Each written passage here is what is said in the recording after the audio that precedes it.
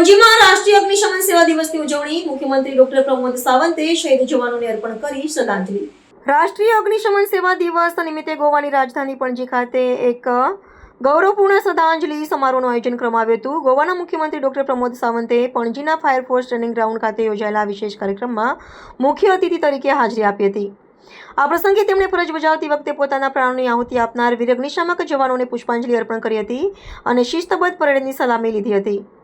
આ સમારોહમાં રાજ્યના ફાયર અને એમરજન્સી સર્વિસના ઉચ્ચ અધિકારીઓ તેમજ જવાનો વિશાળ સંખ્યામાં ઉપસ્થિત રહ્યા હતા।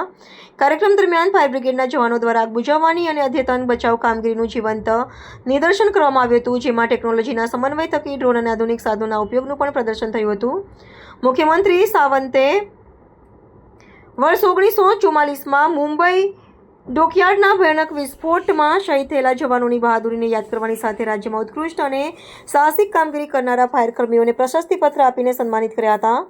મુખ્યમંત્રીએ પોતાના સંબોધનમાં રાજ્યમાં અગ્નિશમન દળની સજ્જતાને જવાનોની નિષ્ઠાપૂર્વકની પ્રતિબદ્ધતાની મુક્ત કંઠે પ્રશંસા કરી હતી। તેમણે જણાવ્યું હતું કે ઝડપથી વિકસતા શહેરીકરણ અને ઔદ્યોગિકરણ વચ્ચે ભવિષ્યના આપાતકાલીન પડકારોને પહોંચી વળવા માટે સરકાર અગ્નિશમન વિભાગને અત્યાધુનિક માળખાગત સુવિધાઓથી સજ્જ કરવા કટિબદ્ધ છે। વધુમાં નાગરિકોમાં ફાયર સેફ્ટી અંગે જાગૃતિ આવે અને આગ અકસ્માતો નિવારી શકાય તે હેતુથી તેમણે જનસહભાગિતા વધારવા પર ભાર મૂક્યો હતો।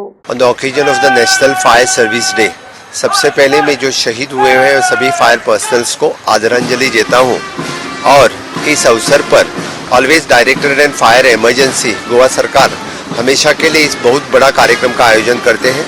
हमारे डायरेक्टर मिस्टर नितिन रायकर, इनके अंडर लीडरशिप जितने सारे अचीवमेंट्स हमने गोवा फायर एंड सर्विसेज के लिए, उन सभी लोगों का मैं अभिनंदन करता हूँ। इसमें खास करके पूरे गोवा के पब्लिक और बाकी लोग शामिल होते हैं। शानदार परेड होती है और डेमोन्स्ट्रेशन भी दिखाया जाता है। इसी अवसर पर जितने सारे बच्चों ने जो कंपटीशन में भाग लिया उनका भी मैं अभिनंदन करता हूँ। और फिर एक बार ये बहुत बड़ा अच्छा और शानदार कार्यक्रम हमेशा यहाँ पे होता है।